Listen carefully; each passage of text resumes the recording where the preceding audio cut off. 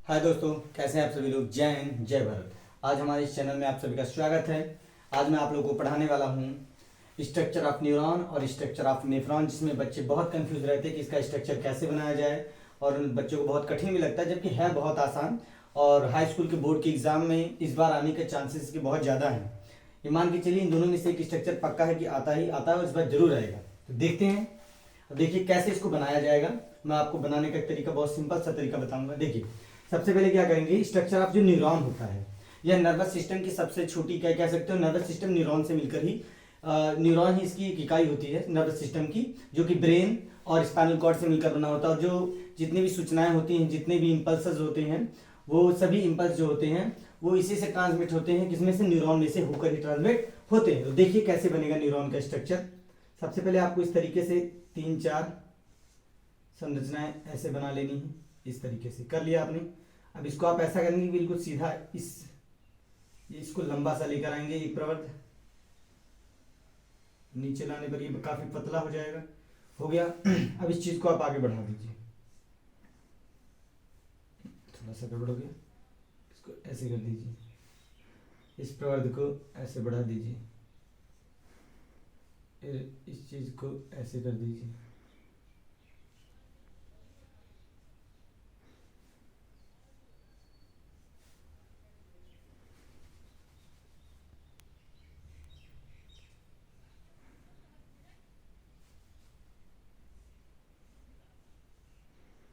देखिए इस तरीके से आपका यहाँ बना। ये एक्सॉन, जो एक लंबा प्रवर्त है, इसको एक्सॉन कहा जाता है। इसके ऊपर एक ऐसे कवर सा लगा देंगे, इसको कहते हैं माइलिन शीथ। इस तरीके से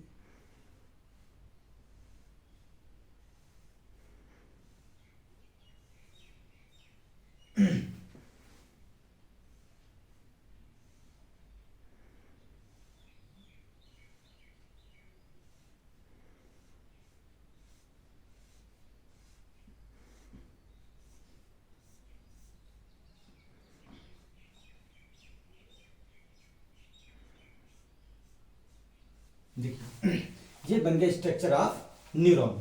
अब इसमें करना है क्या, बस इसका नाम लिख देना है। क्या लिख देना है, नाम लिख देना है। ये न्यूरॉन है।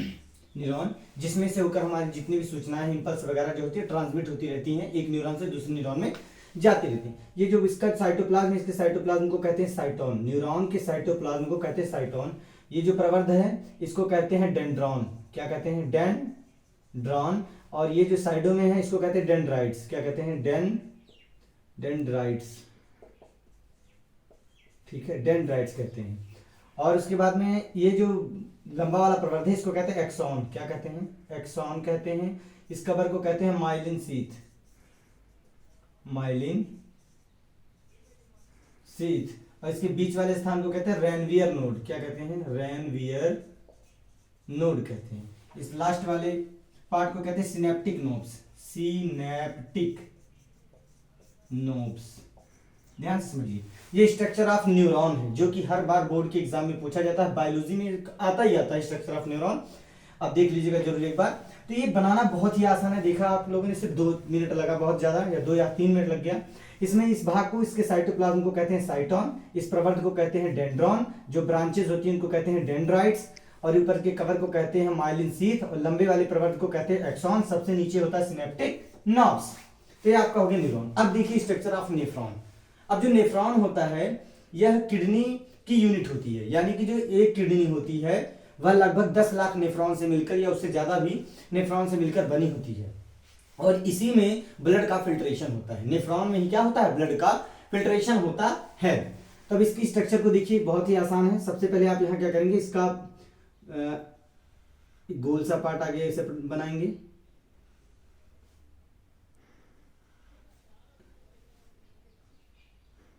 इस तरीके से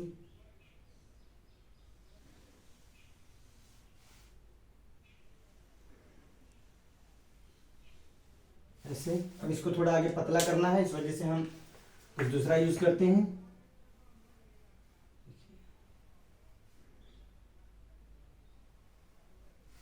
एक मिनट चाहिए, इसी को कर देते हैं, नहीं तो कंफ्यूजन हो जाएगा। देखिए कैसे।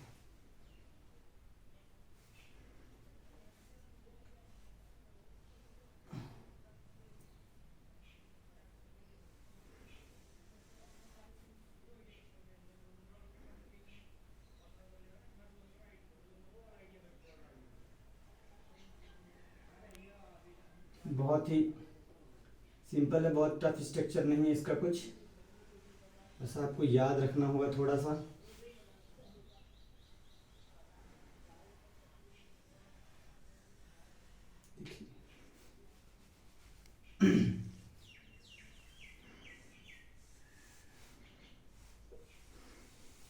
देखिए बनकर तैयार हो गया, बस इसमें ग्लोमेरुलस बनाना है। बोमेन कैप्सूल बन चुका। करना क्या इसमें,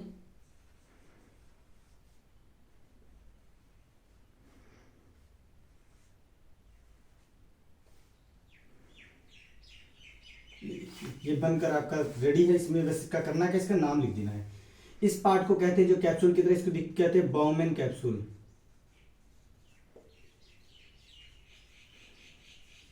इसको कहते हैं जो कुंडली जैसी संरचना है, जाल जैसी, इसको कहते हैं ग्लोमेरुलस।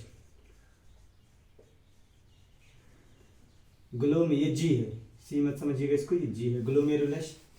ये है एफरेंट आर्टियोल्स।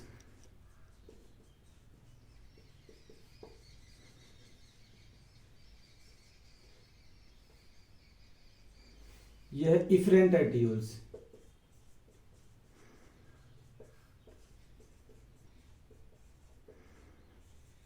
ठीक, और इसको कहते हैं, इस भाग को जो बोमेन कैप्सूल के आगे आया है, इसको कहते हैं proximal convoluted tubules. Proximal convoluted tubules, इसको कहते हैं Henle loop, loop of Henle, Henle's loop,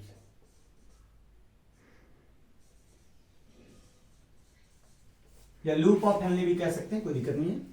इसको कहते हैं डिस्टल कॉन्वोल्यूटेड ट्यूब्यूल्स। डिस्टल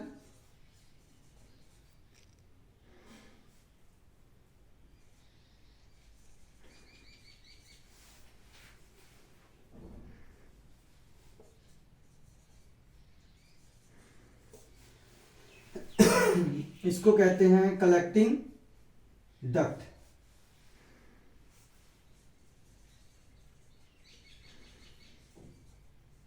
इसको कहते हैं कलेक्टिंग ट्यूब्यूल्स। रहने दो, इतना ही काफी है। ध्यान से देखिए, यह स्ट्रक्चर ऑफ न्यूरॉन, यह स्ट्रक्चर ऑफ नेफ्रॉन। देखिए कितना समय लगा, बहुत ज्यादा समय भी नहीं लगा। इसको आप ध्यान समझिए, ये जो गोल वाला भाग है, जाली जैसी संरचना, इसको कहते हैं, ये पूरे गोल भाग को कहते हैं बोमेन कैप्सूल। ये जो वाला, ये जो इस तरीके से बना हुआ है कप की जैसी संरचना, इसको कहते हैं बोमेन कैप्सूल। और अंदर वाला जो जाली जैसी संरचना, इसको कहते हैं ग्लोमेरुलस, जिसमें ब्लड का रियल फिल्ट्रेशन होता है। और ये है अफरेंट आर्टरियोल्स, आने वाली जो धमनियां होती हैं उसको आर्टरियोल्स, अफरेंट आर्टरियोल्स धमनिकाएं। ये इफरेंट जो बाहर निकल रही हैं, इफरेंट आर्टरियोल्स। अब उसके बाहर जो अब आया हुआ है पाइप, जो ट्यूब्यूल्स दिख रही है, इसको कहते हैं प्रॉक्सिमल कॉन्वोल्यूटेड ट्यूब्यूल्स। और इसके नीचे जब आएंगे लूप ऑफ हेनले हैं। इसके बाद की संरचना को कहते हैं डिस्टल कॉन्वोल्यूटेड ट्यूब्यूल्स। फिर ये डिस्टल कॉन्वोल्यूटेड ट्यूब्यूल्स आगे जाके कलेक्टिंग डक्ट में खुल जाती हैं ये, और इससे पहले वाली संरचना कलेक्टिंग ट्यूब्यूल्स है। अब इसको थोड़ा ध्यान से समझने की जरूरत ये है कि यहाँ से ब्लड अंदर जाता है, यहाँ फिल्टर होता है, फिल्टर होने के बाद जो फिल्ट्रेट होता है यहाँ बोमेन कैप्सूल में आता है, बोमेन कैप्सूल से आता है प्रॉक्सिमल कॉन्वोल्यूटेड ट्यूब्यूल से, फिर हेनले लूप ऑफ हेनले में, फिर डिस्टल कॉन्वोल्यूटेड ट्यूब्यूल से, फिर कलेक्टिंग डक्ट में। तो जो फिल्ट्रेट होता है, जिसको आप यूरिन कह सकते हैं, इसमें बहुत सारे साल्ट वगैरह आवश्यक चीजें जो होती हैं उसमें मौजूद रहती हैं, बहुत सारे साल्ट्स रहते हैं, और उसके साथ ही वाटर भी रहता है, और यूरिया जो इसमें घुला रहता है वो भी रहता है, यानी कि पूरा फिल्ट्रेट है। इसमें से कुछ चीजें हमारे लिए आवश्यक होती हैं, जिसका क्या हो जाता है, एब्जॉर्प्शन हो जाता है। एब्जॉर्प्शन जो होगा तो प्रॉक्सिमल कॉन्वोल्यूटेड ट्यूब्यूल्स में क्या होता है, जितने भी साल्ट्स हैं वो एब्जॉर्ब हो जाते हैं। और वाटर का लूप ऑफ हेनले जो है, इसमें केवल वाटर का एब्जॉर्प्शन होता है। फिर डिस्टल कॉन्वोल्यूटेड ट्यूब्यूल्स में आएंगे तो यहाँ पर भी केवल जो साल्ट्स हैं उन साल्ट्स का क्या होगा, एब्जॉर्प्शन होगा। और यहीं पर फिर सारा एब्जॉर्प्शन होने के बाद में सारा जो यूरिन है यहाँ से कलेक्टिंग डक्ट्स में से होता हुआ यूरिनरी ब्लैडर में जाकर इकट्ठा हो जाता है।